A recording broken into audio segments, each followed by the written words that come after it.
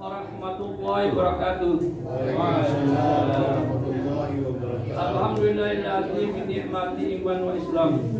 Asyhadu an la ilaha illallah wahdahu la syarika lah wa asyhadu anna Muhammadan abduhu wa rasuluh. Allahumma shalli ala sayyidina Muhammad wa ala ali sayyidina Muhammad.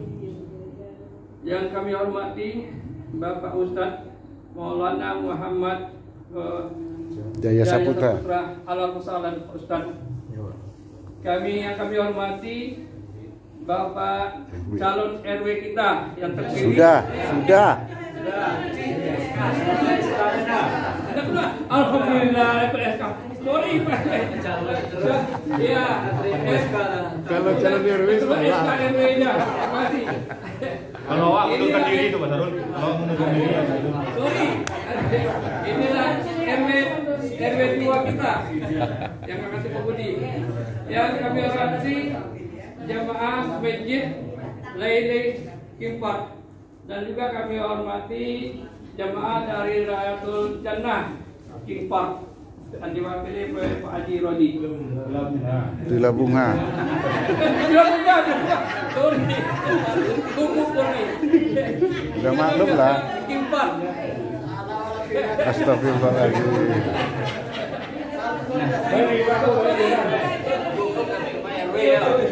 Kan yaitu hari-hari Idul Adha yang mana dalam Idul Adha amalan yang paling utama yaitu hari raya korban.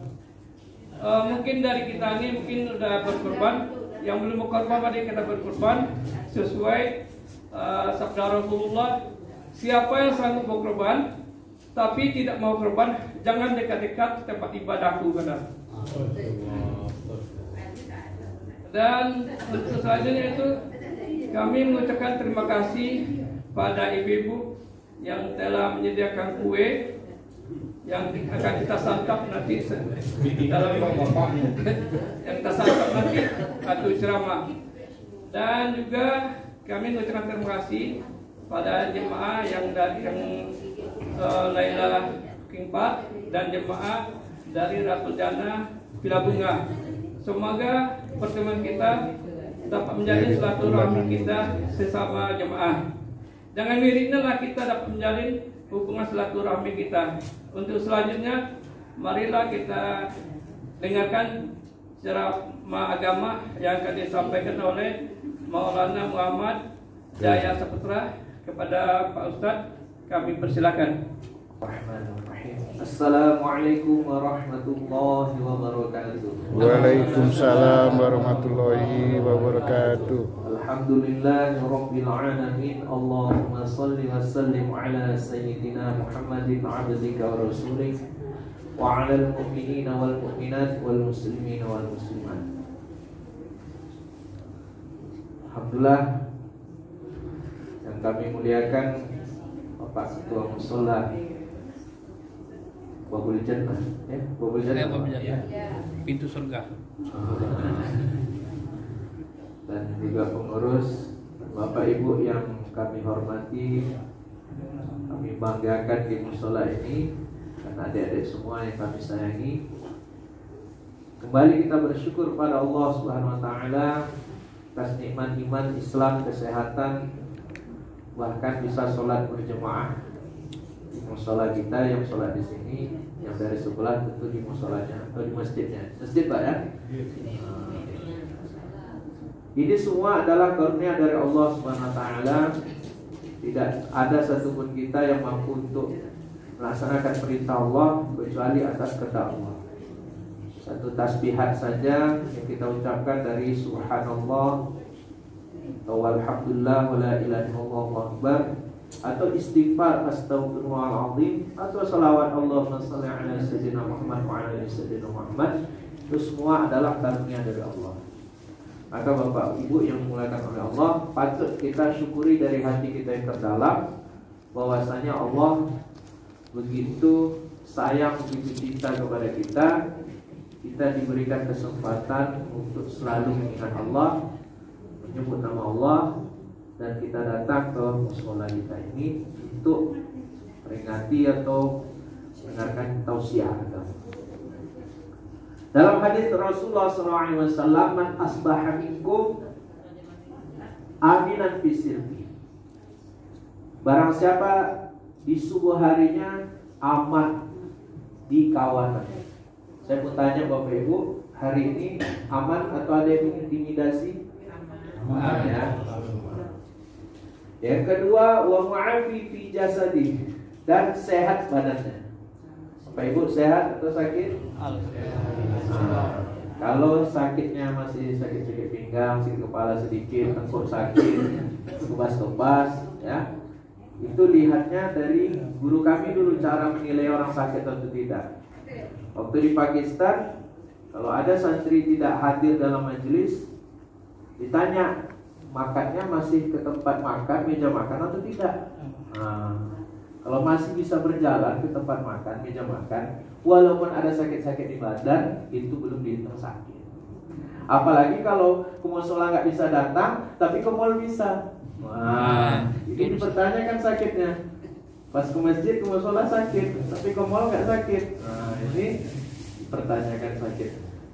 Kemudian yang ketiga ialah wa'indahu qutun atau wa'indahu qutu yaumi, dan di sisinya ada bahan makanan pokok untuk sehari. Hari ini Bapak Ibu ada yang tidak makan? Kalau tidak makan tidak sampai ke sini, mungkin masih terbaring. Semuanya bisa mengurus diri sendiri, ada makanan pokok. Kalaupun ada yang sakit, saling urus mengurus.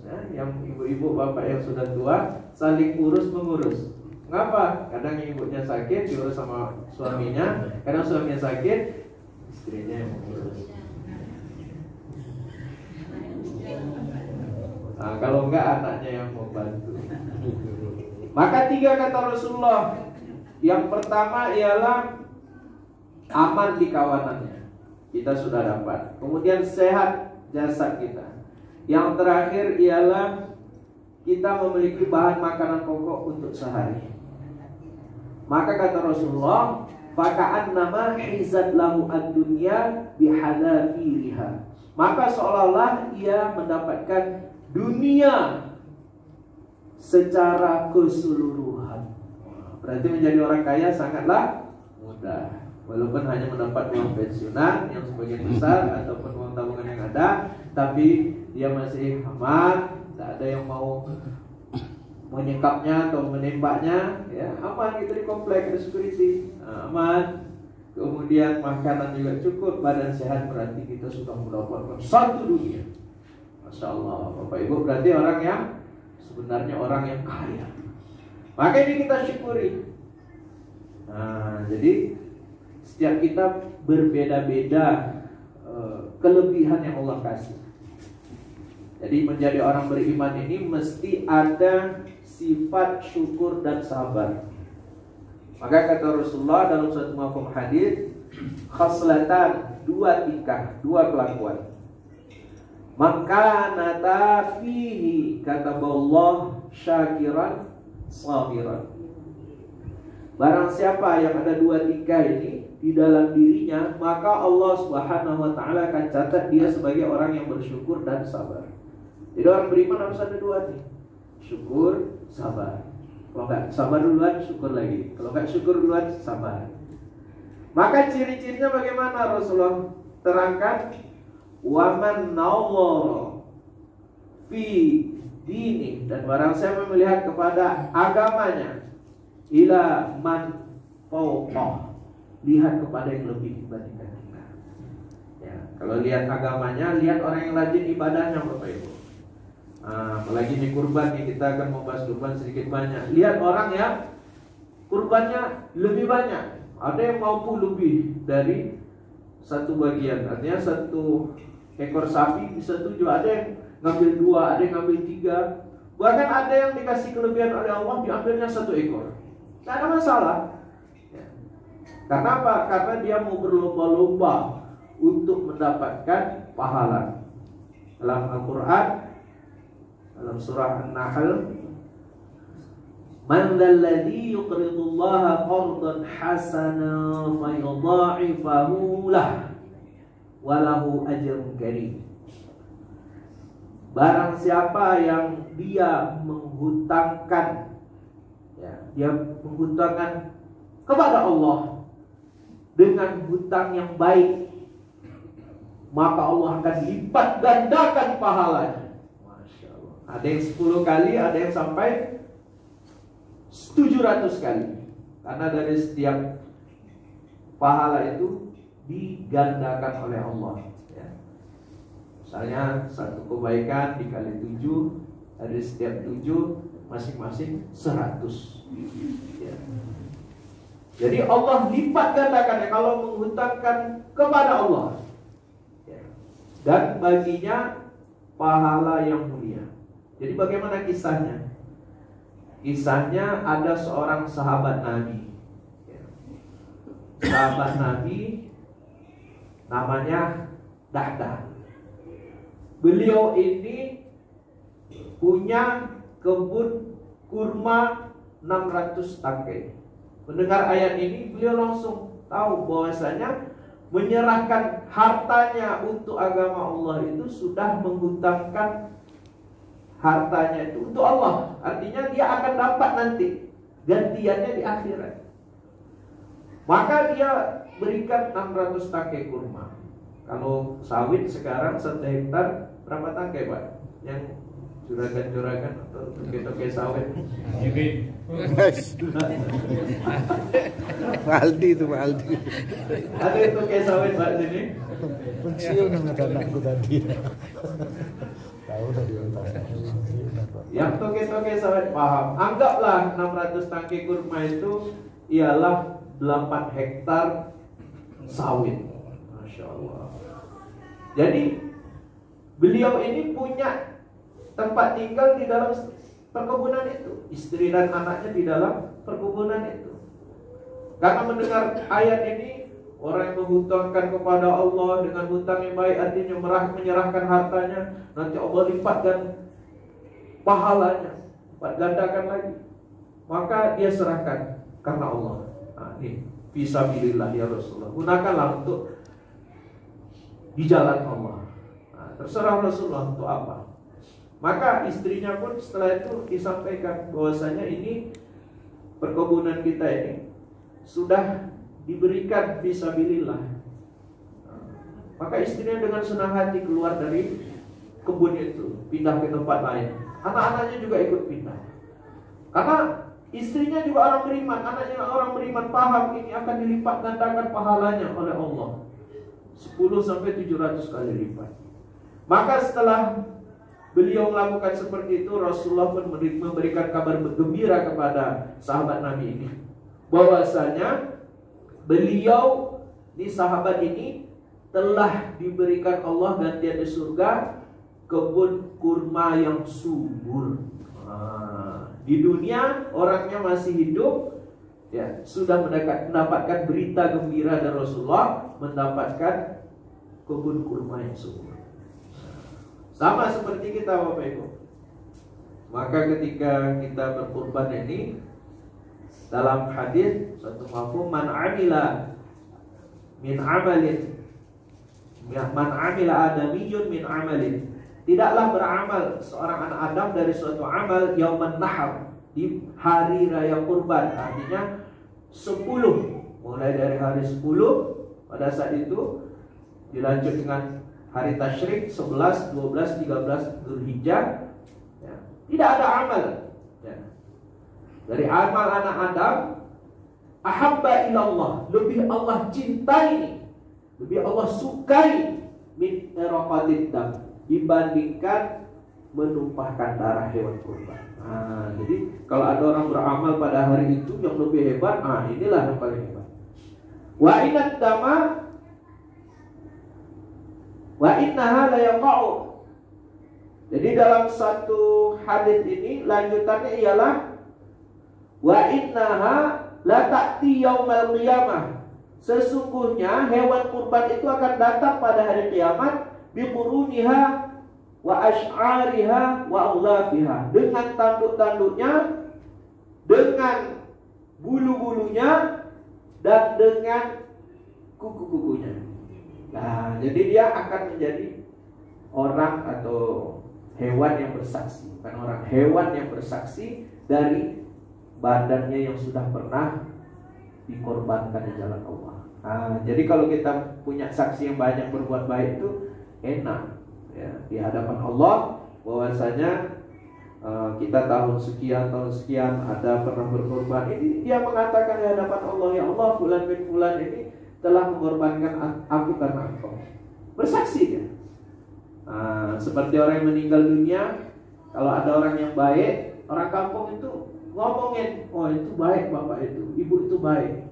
Ada persaksian seperti itu. Kalau seandainya kita hidup mendengar, maka kita merasa lega hati kita sebagai manusia yang bersosial. Berarti aku tidak ada hak-hak manusia yang ulangkan.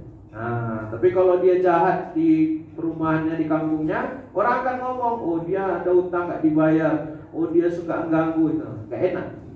Jadi kalau seandainya kita berkorban ini dengan lillahi ta'ala, karena Allah fisabilillah, insyaallah hewan kurban itu akan datang pada hari kiamat dengan tanduk-tanduknya, dengan bulu-bulunya sekalian, kulit-kulitnya ini, rambutnya, dan juga kuku-kuku. Wa inna dama la yaqa'u minallahi bimakan qabla ay yaqa'a minal ard fatibu biha nafsah.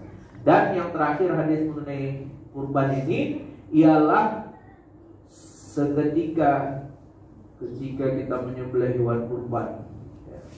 Jadi sunnahnya sebenarnya Bapak Ibu kalau berkurban, ya kalau bapak yang menyembelih, bagusnya itu latihan, ada belajar sembelih halal itu, juleha namanya, jurus sembelih halal, namanya juleha. Belum pernah diundang ke sini Pak ya, tim juleha. Kalau mau diundang ada kawan saya Ustaz Basiran, bisa kita undang. Jadi dia menerangkan fikihnya, cara menyembelihnya. Jadi penting ketika kita mampu sembelih sendiri. Yang kedua, ketika kita berkurban mesti datang, jangan sembunyi di rumah. Ini kita korban nih, tapi kita nggak datang ketika nama kita dipanggil.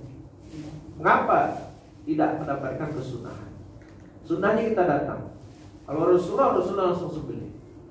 Mengapa? Di sini ada hadis yang berhubungan dengan itu. Wa inna dama la yaqa'u minallah. Sesungguhnya darah itu jatuh duluan kepada Allah. Artinya Allah ridho dulu kepada orang yang berkurban itu.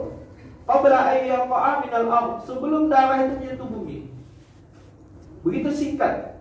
Kalau ada orang menyembelih hewan kurban, mana bisa darah itu ngapung dulu, melayang dulu, tidak ada. Langsung dia jatuh. Sebelum jatuh itu sudah Allah ridhoi kita. Jadi Bapak Ibu, kalau seandainya ada pada saat itu berdoa, ya, berdoa kepada Allah, minta kepada Allah supaya Allah SWT kabulkan hajat-hajat Bapak Ibu yang diridhoi, insya Allah diterima. Tapi kebanyakan kita nggak ngerti rumus ini. Di saat-saat pemulihan, kita semua mencari doa mustajab kapan? Di malam tahajud. Sepertiga malam terakhir. Mulai dari, kalau sekarang ini kurang lebih jam 1 malam sampai menjelang adzan subuh, itu waktu mustajab. Allah SWT beriklan kepada hambanya, hal min mustarziqin, apakah ada yang meminta rezeki? Farzuqahu, maka akan berikan rezeki kepadanya. Hal min mustashfin, apakah ada yang minta kesembuhan? Maka fa'ashfi'ahu, aku akan berikan kesembuhan, kata Allah. Yang terakhir, hal min mustaghfirin, apakah ada yang minta ampun? Faghfirullah, maka aku akan ampuni. Maka kita siapa yang mau ambil keutamaan malam tahajud, ya kan? Tapi beratlah. Mungkin berapa persen lah yang di sini Bapak Ibu yang bisa bangun tahajud, ya? Bagusnya bangun tahajud walaupun 2 rakaat. Misalnya dia letih nih, gak sanggup sama sekali, minimal bangun, ya, dapat ambil wudhu, doa. Jadi malam tahajud itu sebenarnya pertama doa. Apa hajat-hajat kita, apa permasalahan hidup kita yang kita hadapi dari segi harta, ekonomi, pekerjaan, anak, ya kan, saudara, orang tua, ya. Bangun malam itu sholat tahajud, tak mampu doa minimal. Itu susah. Kadang-kadang kalau nggak istiqomah susah. Tapi di hari raya kurban ini yang berkurban ini dapat waktu begitu dekat, ya, singkat, hanya ketika disembelih itu saja. Menunggu, ya. Makanya kalau orang yang paham baca Bismillahirrahmanirrahim, hadza minka walaka. Ya. Kalau untuk orang lain min fulani, dari fulan, dari bapak fulan.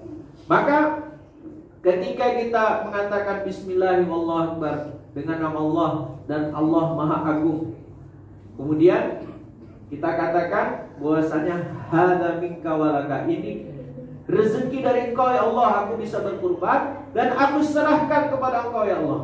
Itu dia. Yang dikatakan bahwasanya kita menyerahkan memberikan hutang kepada Allah tadi. Menghutangkan tadi. Inilah hewannya Allah. Artinya dari Engkau ya Allah aku dapat rezeki, aku serahkan kepada Engkau ya Allah. Diserahkan lagi di dunia ini. Ya. Maka di saat itulah ketika disembelih, mulai tetesan darahnya pertama sekali keluar, doa kita diterima. Allah ridho. Maka hadiri Bapak Ibu, duduk. Ya. Kalau bisa berdiri melihat ke sana. Ya. Lihat darahnya itu ketika akan keluar dari lehernya. Lihat. Rasakan ini pengorbanan kita, inilah kita serahkan yang terbaik dari harta yang kita cintai, dari tubuh-tubuh kita bekerja, susah payah mengumpulkan uang harta. Ini ada yang memberikan ya Allah. Rasakan seperti itu. Beda rasanya. Tapi kalau hanya sekedar kita serahkan duit saja, tidak terasa bagaimana nikmatnya ibadah kurban tadi. Jadi penting Bapak Ibu mesti ada niatan untuk memperhatikan betul hewan itu akan disembelih, apalagi nama kita sudah masuk giliran. Ya. Doa semua. Kalau nanti nama pesertanya mau dibuat banyak, anak atau apa semua, kalau kita kaya gak ada masalah. Tapi minimal satu keluarga satu nama. Kalau ada yang lebih kaya lagi satu ekor. Ada yang satu ekor nih Pak, yang kurbannya Pak Doni. Oke, gadang. Tapi telur dari kambing. Gak apa-apa, satu ekor nanti tumbuh lagi duitnya. Dilawan. Kemudian fatibu biha nafsa, maka senangkan hati kita ketika berkurban. Jangan ingat-ingat lagi, aduh, habis lawang hari ini, bulan ini untuk kurban. Jangan ingat-ingat lagi. Ikhlas. Ya, ini yang dikatakan bahwasanya kita beribadah, kalau mau dihitung sebagai orang yang bersyukur dan sabar, ini ada dua tingkah. Lihat orang yang lebih dibandingkan kita dalam segi ibadah. Ya, banyak orang lebih banyak lagi kurban yang besar-besar sapinya. Kenapa kita baru korban sedikit sudah merasa aduh banyak ini keluarkan duit? Jangan. Banyak besar-besar Bapak Ibu, kalau main ke Jakarta kemana orang pada gumuk-gumuk sapi, mahal harganya. Kita baru ini ya nggak apa-apa, inilah baru bentuk pengorbanan kita, contoh ke orang yang lebih nanti. Bagaimana kita besok tahun depan tambah lagi itu, mana tahu kan? Ada proyek-proyeknya Allah kasih yang jebol diterima atau gak jebol. Kemudian satu tingkah, ya kan? Kita melihat orang yang lebih agama. Fakta dari kemudian ikuti dia dalam segi warok, kehati-hatian, dalam segi banyaknya ibadah, dalam segi ilmu. Kita contoh orang yang lebih dibandingkan kita. Ikuti orang seperti itu. Yang rajin sholat berjemaahnya di masjid, di mushola, ikuti. Yang bagus baca Qur'annya diikuti. Yang banyak baca Qur'annya diikuti. Kemudian tingkah yang kedua untuk menjadi orang bersyukur dan bersabar ialah wa nadhara fi dunia, dan ketika dia melihat kepada keduniaan, ya, maka dia melihat ila man huwa dunah. Lihatlah kepada orang yang rendah ke dunia dibandingkan kita.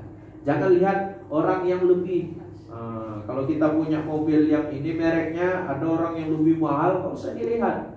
Ya. Kalau dilihat nanti nggak dapat ini sebagai orang bersyukur dan sabar. Lihat yang masih di bawah kita. Serinya masih di bawah kita, tahunnya di bawah kita. Alhamdulillah gitu. Jangan lihat, wah besar kali, bagus sekali mobilnya. Jangan seperti itu. Lihat yang di bawah. Yang nggak punya mobil, lihat yang di bawahnya sepeda motor. Maka di sini wahamidallah, kemudian dia ucapkan alhamdulillah, karena Allah kasih dia lebih dibanding orang lain. Kata Rasulullah, kemudian dia ucapkan alhamdulillah ala ma faddalahu Allahu alaih, ke atas apa yang Allah telah lebihkan ke atasnya. Maka kata bahullahu syakiran sabiran, maka Allah catat dia sebagai orang bersyukur dan sabar. Rumusnya gitu Bapak Ibu ya. Dalam segi ibadah, ya, dalam segi agama, contoh yang lebih, yang paling soleh, yang taat, solehah. Kalau ibu-ibu solehah, yang rajin pengajian ikutin. Kalau segi keduniaan, jangan lihat yang lebih, lihat yang di bawah. Kalau ini kita lakukan, ketika lihat dunia orang yang di bawah kita, ucap alhamdulillah ya Allah, maka insya Allah Allah catat sebagai orang bersyukur dan sabar. Tapi kalau sebaliknya, ketika melihat wanadhara fi dini, lihat kepada agamanya, ilaman huwa dunah, lihat kepada yang rendah, aku lebih taat nih. Lihat orang yang di bawah, nggak boleh. Kalau lihat seperti itu bahaya. Kemudian lihat kepada ke dunia juga, ila dunia ilaman huwa fawqa, kepada ketinggian penghasilan orang ataupun pencapaian. Saya rendah, dia lebih bagus. Kemudian apa yang terjadi? Dia fa'asifa bima fatahu min, menyesal dari apa yang telah berlalu dari dirinya. Banyak kali aku nih sholatnya, ibadahnya ya. Kemudian kalau terjadi dunianya, aduh sedikit kali ya, orang kafir itu banyak kali. Kemudian yang gak sholat kayaknya matanya banyak kali. Kalau seandainya terjadi seperti itu, lam yaktubuhullahu syakiran wala sabiran, maka Allah tidak akan catat dia sekalipun sebagai orang yang bersyukur dan bersabar. Jadi hati-hati Bapak Ibu, ini halnya simpel tapi besar pengaruhnya. Kira-kira dalam kajian yang 10 menit ini Bapak Ibu paham atau tidak? Kalau paham, insya Allah keadaan hati kita mulai hari ini berubah. Jadi lihat orang yang dalam hal ibadah agama, lihat yang tinggi, contoh. Lihat ke dunia, lihat yang rendah. Dan kemudian dalam kesolehan kita, dalam ibadah kita yang sudah kita korbankan, jangan ada penyesalan atau kerugian. Dalam hal keduniaan yang kurang pun, kok kita nggak sesungguh orang itu dalam hal dunia, juga jangan menyesal. Kalau sempat ada penyesal, ngapa aku terlalu soleh, ngapa aku terlalu banyak berkorban untuk agama, ngapa aku dunianya sedikit, ada nyesal sedikit saja, tidak dicatat sama Allah sebagai orang yang bersyukur dan sabar. Janji Allah sebagai orang bersyukur apa? La in syakartum la azidannakum wa la in kafartum inna adzabi lasyadid. Sungguh kata Allah pakai lam taukid, la in syakartum, dan sungguh jika kalian bersyukur, berterima kasih kepada Allah, la azidannakum, sungguh kata Allah, ini pasti, lam taukid, Allah bilang pasti, lebih pasti dari matahari yang terbit besok pagi. La azidannakum, pasti aku tambah nikmatnya kalau kita berterima kasih. Wala in kafartum, dan jika engkau, sungguh jika engkau tidak berterima kasih, kufur, nikmat Allah ini digunakan tidak pada tempatnya. Misalnya kita sia-siakan nikmat Allah, harta disia-siakan, tidak digunakan untuk ketaatan ibadah. Inna azabi lasyadid, sungguhnya azabku sangatlah keras untuk pedih. Maka ini poin kita bersama. Kemudian ada sekelumit masail mengenai kurban. Nah, ini kita tambah sedikit. Masail mengenai kurban ini penting. Ketika kita menjadi panitia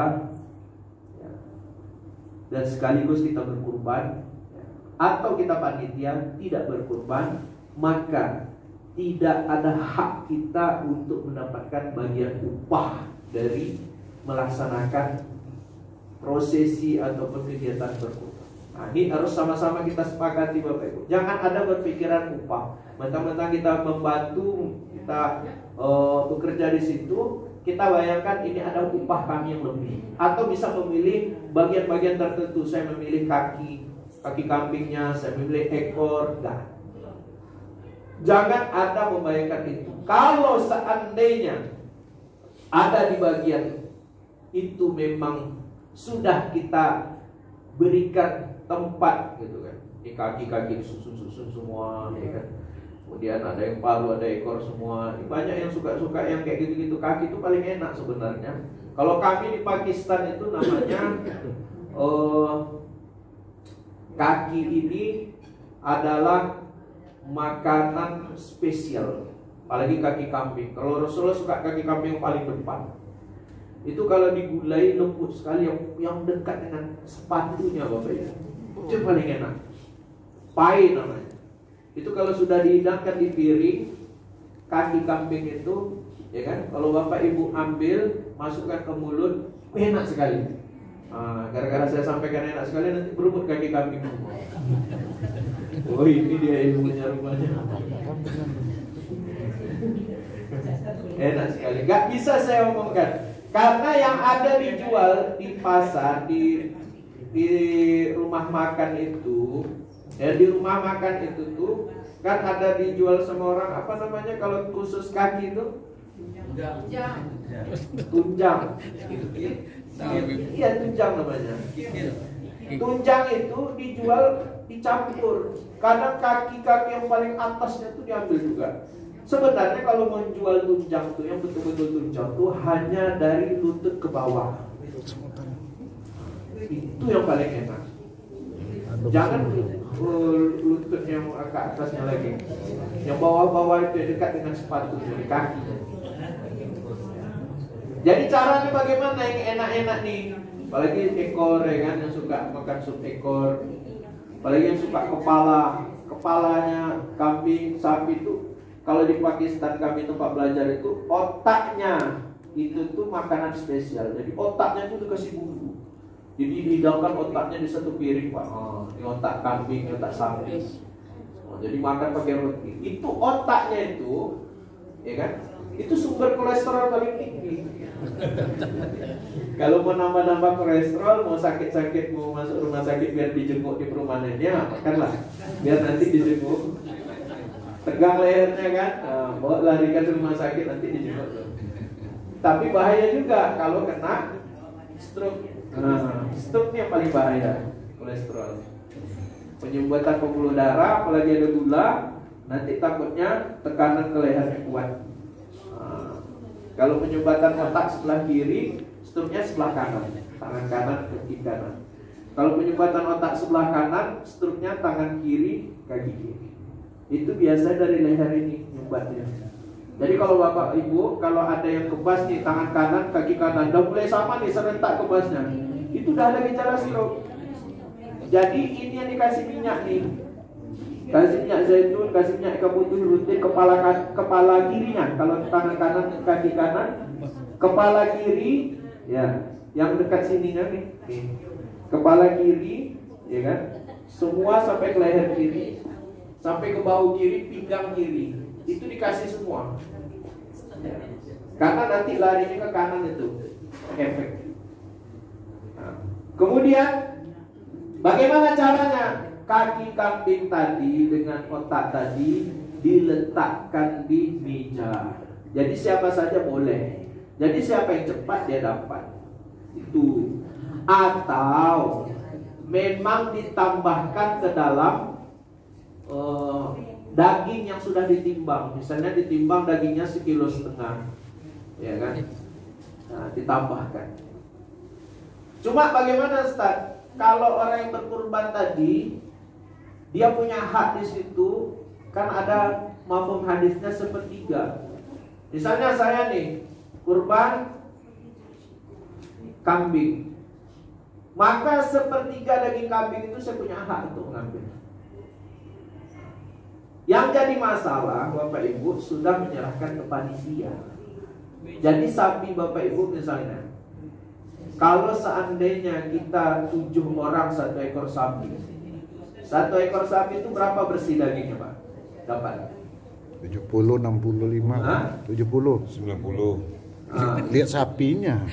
Anggap kita ambil 80 kilo ya. 80 kilo untuk 7 orang 60 tuh. ya. Hebat kali.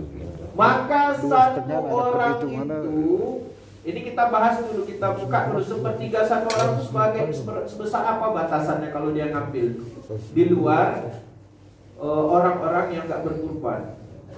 20. Sepertiga Pak ya, dengan jadi kalau kita dapat jatah orang berkurban dan dapat jatah lagi seperti orang umum, itu harus ditotal. Jangan lebih dari sepertiga. Jadi sepertiga itu, misalnya tadi 80 kilo, kita 7 orang 1 ekor sapi, berarti 80 bagi 7, 1 orang itu dapatlah 11 kilo. Kita anggap 11,3 ya. 11,3. Maka kalau sepertiga dari 11, ya betul nggak tuh kalau 11,3? Sepertiga dari 11,3 berarti anggap 3,5 ya. 3,6 berarti satu orang itu boleh mengambil dari jatah dia berkorban dan jatah dari orang yang umum digabungkan itu tidak boleh lebih dari 3,5. Kalau lebih dari 3,5 batal kurbannya. Apalagi dia kurban, dia tahu dia kurban, diambil kepala lagi, diambilnya lagi kaki. Jatah ini dapat juga. Jatah yang dari yang semua umum dapat, jatah dia sendiri, kupon dia karena berkurban dapat juga. Batal kurbannya, tidak dapat pahala. Besok dia dikurban. Batal Pak. Jangan kelebihan. Makanya kalau kita yang berkurban, sebenarnya paling enaknya, paling bagusnya, paling amannya ya kita ambil jatah kita aja, dah. Satu. Seperti orang umum, nggak usah dilebihkan. Mengapa? Karena kita takut. Sekarang satu aja kan sudah. Kita takut. Jangan-jangan kita ambil lebih 3,6. Bukan sapi kita pula yang diambil, sapi orang. Karena diacak nih ceritanya. Ini banyak kita kurang paham bab ini, makanya saya bongkar Bapak. Kecuali kita tahu nih daging yang dari hewan kurban kita nih ini. Pas disembelih dagingnya kita catat namanya. Warga. Bobi. Nah, inilah dagingnya. Tahu kita mau kita ambil jangan sampai lebih dari 3,5 kilo. Ini udah diacak. Jangan-jangan lagi kambing orang atau sapi orang kita ambil lebih. Sulit. Jadi kalau saya usul, kalau bapak-bapak mau ngambil, ya kan, sesuai jatah kita aja umum. Kalau mau lebih tadi, kalau panitia sudah musyawarah, boleh. Tapi tadi dengan syarat sesuai dengan takarannya, jangan dilebihkan. Ini kita udah dapat satu kupon untuk pribadi, ini satu kupon yang umum, ya kan? Ambil pula lebihnya lagi, kawan.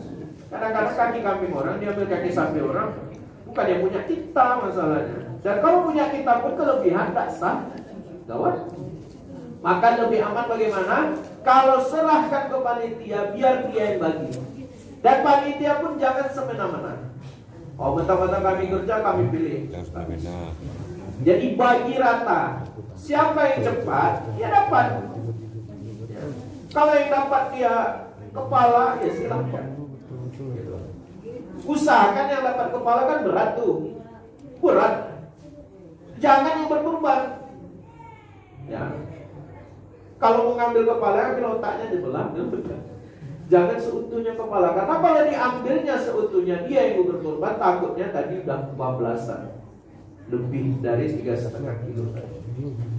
Karena sepertiganya boleh diambil. Nah, sampai sini bisa dimengerti Bapak Ibu. Banyak pikirnya yang lain, tapi ini yang urgent yang saya sampaikan.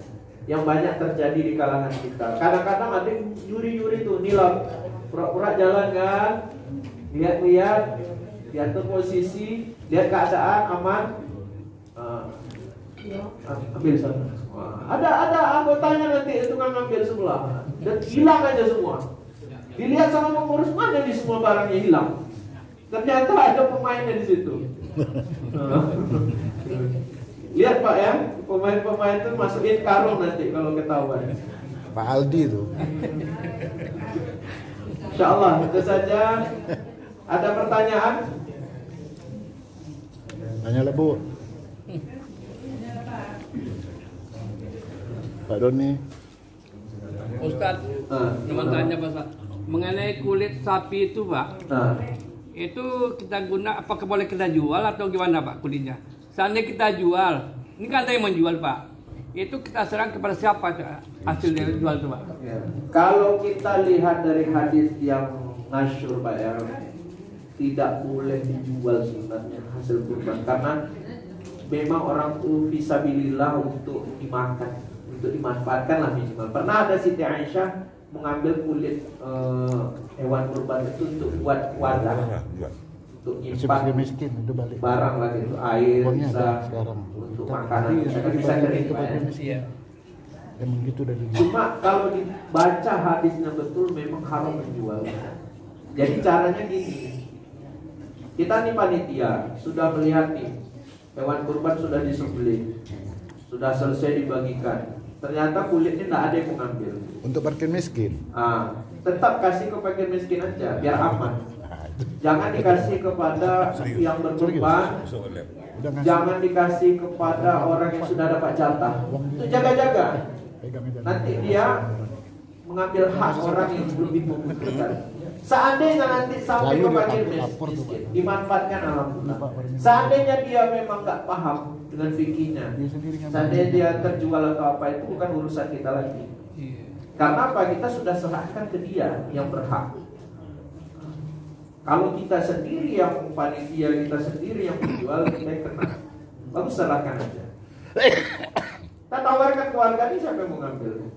Kira-kira dia itu tidak berkorban, lebih aman seperti itu. Dan kira-kira dia nggak panitia juga, ambillah.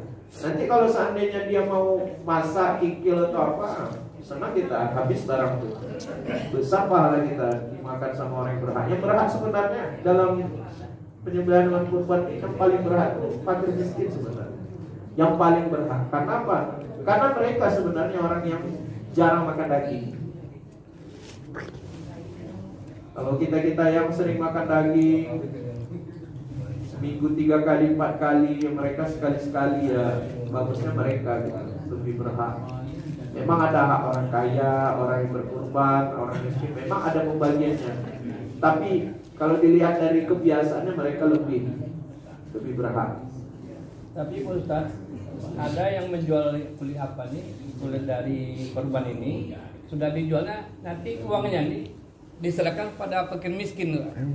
Iya, sebenarnya kita kembali ke pembahasan awal. Menjualnya itu haram. Jadi serahkanlah kepada orang yang berhak. Nanti kalau dia nggak terlalu makan sama dia, banyak kali kulit mau ditelan sama dia, itu urusan dia lagi, tak urusan kita. Tapi kalau kita pula yang sibuk menjualnya, ya kan? Ya itulah yang dikatakan tadi, kita menjual jatuhnya, kita nggak berhak. Ini, ya. Ini kan kulitnya sapi itu udah dipanjar, jadi diambilnya orang itu digunakannya uangnya aja kita untuk ke fakir miskin. Dia jual tadi. Pokoknya dia udah dipanjarnya dijual kan? Dikasih buat fakir. Dia ada di sini ada kali-kalinya nanti Pak. Dia ada celah sama kayak proyek kan, calo LSM. Nah ini ada orang mau borong jalan tol, ya kan? Depo dijebolkan ke pemerintah, ya kan? Jadi solusi Kata LSM ini, kok bisa ngasih berapa persen? 20% bisa nggak kalau jebol proyek? Bisa, kata orang yang mau pemborong tadi. Aku datangi nanti pejabat kadis apa perhubungan misalnya, PU. Jadi takut ada celah itu Pak. Memang niatnya dia panjar, tapi dia udah bermain di situ takutnya. Dapat dia dijual lagi ya Pak. Lebih kerupuk, Pak lebih Doni lah nanti monitornya. dijualnya, ya kan? Dijualnya dia dapat persenan Pak di situ. Itu yang sebenarnya haram tadi. Jadi sudah nggak hak dia itu dapat untung dari bermain di situ. Ya wahala kalau dia jujur kan. Tapi jarang lah kalau udah nampak duit kali-kali kayak gitu udah payah. Ya Pak, Bapak kan paham lah orang-orang kelaparan. Harus saya jelaskan lagi. Calon-calon. Gimana Pak? Banyak kejadian.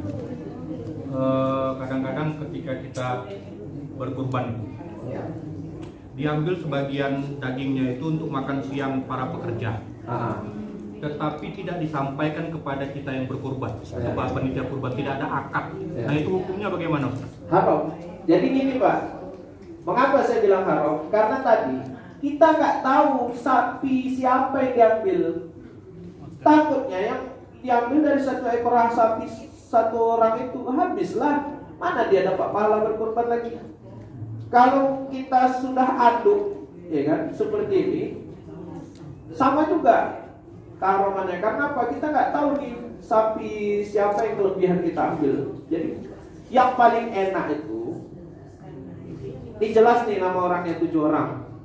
Ini sapi bapak yang akan kami masak nanti. Siap nggak? Siap, oke. Berarti satu orang dapat 3,5 yang hak di asli. Oke. 3,5 kali 7 berapa dapat? 22 lebih. Anggap 24 kilo. 24 kilo ini bapak tak dapat kupon lagi. Nanti setelah ini 7 orang nih nggak dapat kupon untuk ke rumah, nggak dapat kupon untuk berkurban, karena sudah kami ambil sepertiga bapak semua untuk kami makan-makan. Itu baru halal. Itu ada akad dulu Pak. Ya karena jelas barangnya. Atau kami sisakanlah dari 24 kilo ini, dapatlah bapak 7 orang masing-masing sekilo. Sisanya kami ambil. Itu baru jelas, baru halal. Karena kita jelas sapinya siapa pemiliknya. Ini nggak kita ambil random. Kita gabung dagingnya. Kita nggak tahu, entah jangan-jangan orang yang makan tadi itu dapat jatah kupon yang umum, dapat pula jatah kurban. 4 kilo dia makan, batal kurban. Makasih Pak. Jadi penting itu Pak.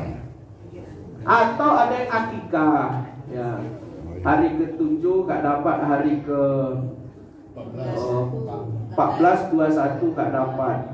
Maka ketika dia mampu, nih dah tua nih, dah mampu dia, boleh. Dah dewasa anak laki-lakinya pengen, boleh. Atau kita mau akikahkan cucu, ya kan, kebetulan dia belum akikah, bilang sama anak laki-laki atau anak perempuan kita, biarlah atau akikahkan, boleh. Kita kurbankanlah yang khusus akikah untuk makan-makan, boleh.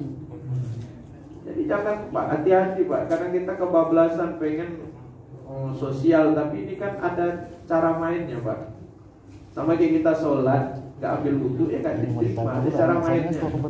Tata cara sholat satu ada, tata cara kurban satu ada. Tapi kalau mau kurban sedekah saja ya ada pahala juga. Tapi yang khusus hadis ini kan beda cara mainnya. Memang dia ikuti aturan main. Udah angkat ikhlas ya. Jadi dijaga betul tuh untuk makan-makan tuh, jangan kebablasan. Tentukan aja orangnya. Kita kumpulkan satu perumahan ini, siapa orang yang siap ngambil hanya sekilo saja. Selebihnya untuk makan-makan kita semua. Rupanya ada 2 ekor sapi yang siap seperti itu. Ada 14 orang. Dapat banyak kita untuk makan-makan pas lagi apa tuh. Jadi jelas barangnya. Yang lain itu hak orang tuh ya bisa dicampur-campur apa-apa. Alhamdulillah. Nah, gimana Pak? RW, RT. Saya moderator Pak. Assalamualaikum warahmatullahi wabarakatuh. Waalaikumsalam. Terima kasih Pak Ustadz memberikan kesempatan tanya pada kami. Maaf bertanya Pak Ustadz. Singkat saja Pak Ustadz. mungkin keliru atau tidak atau bagaimana. Ada suatu tempat korban ini katakanlah tinggal suami dan istri. Tahun ini nama suami, tahun besok nama istri. Apakah memang begitu aturan atau bagaimana? Atau kepala keluarganya saja yang harus korban, termasuk istri halanya apa? Ini hanya satu orang. Mohon penjelasan apa Ustaz? Jadi mengenai kurban itu sebenarnya mau dia namanya istri, namanya suami, kalau duitnya dari suami tetap nama suami juga ujung-ujungnya. Tapi diniatkan istri ya dapat pahala lagi 2. Nggak ada masalah. Dan tak diniatkan pun karena dia satu keluarga, dapat semua satu keluarga.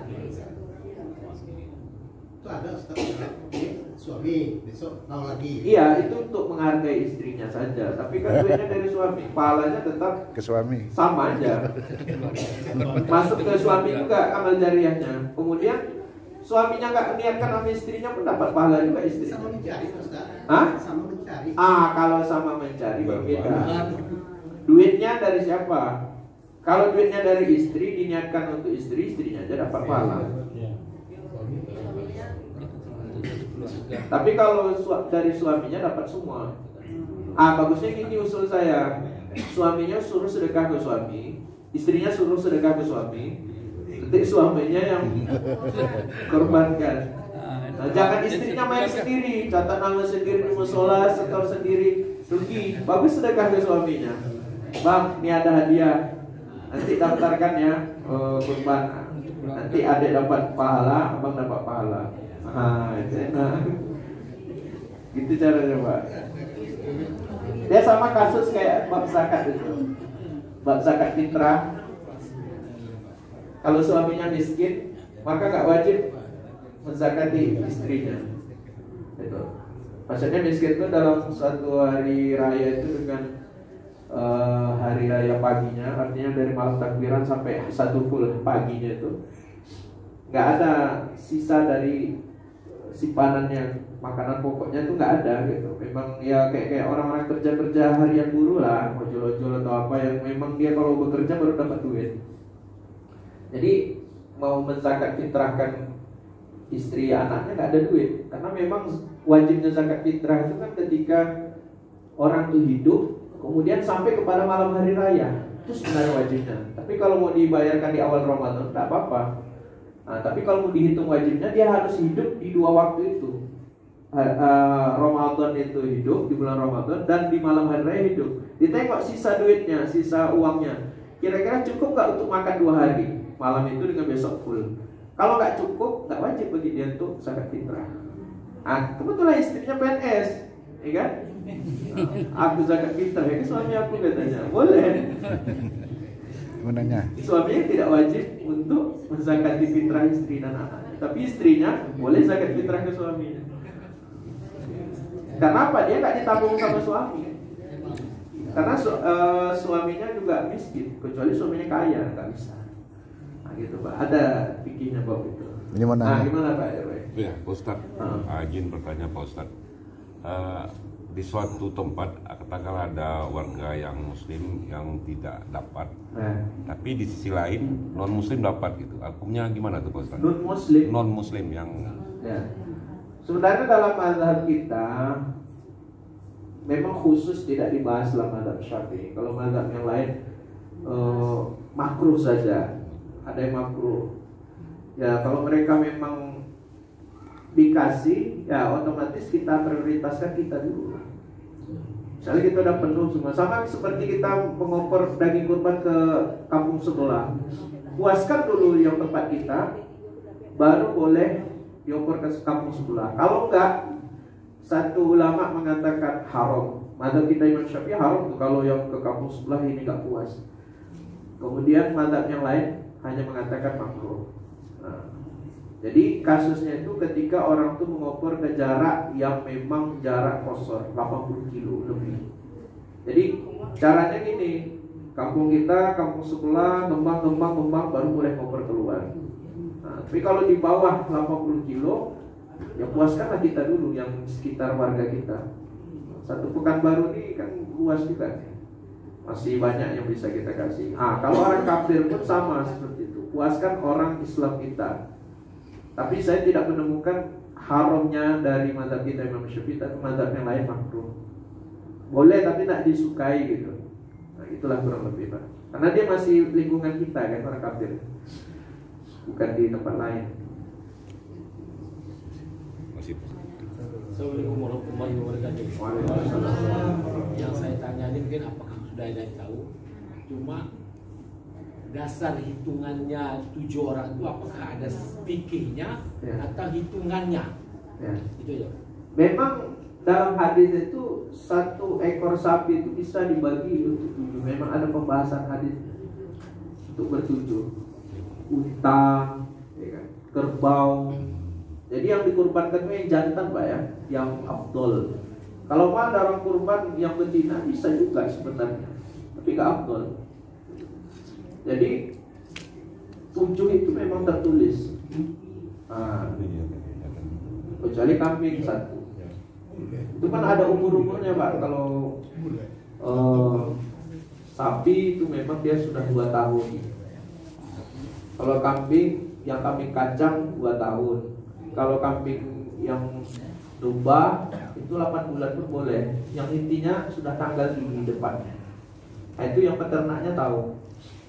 Jadi kesimpulannya itu sudah ada kajian memang dalam hadisnya begitu. Bisa untuk bertujuh. Kasih gigi nyambung nanti.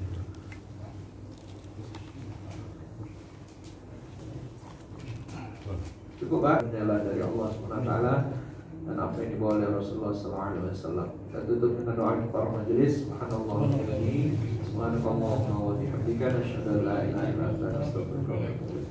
Assalamualaikum warahmatullahi wabarakatuh. Waalaikumsalam warahmatullahi wabarakatuh.